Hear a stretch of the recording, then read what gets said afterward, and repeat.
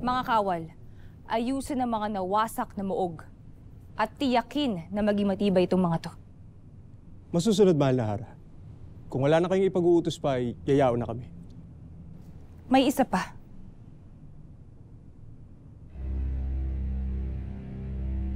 Si Mitena.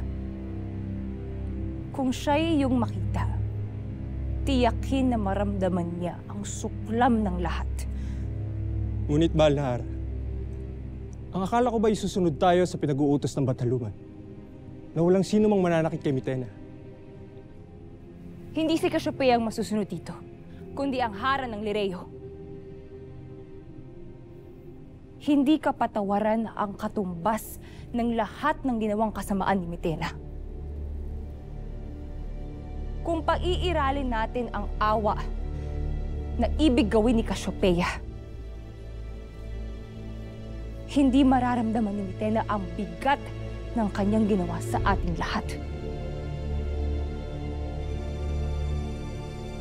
Kung papatawarin ko si Mitena, para ko na ring sinabi na maaaring yurakan ang buong Encantadia nang wala man lang magiging kapalit na kaparusahan.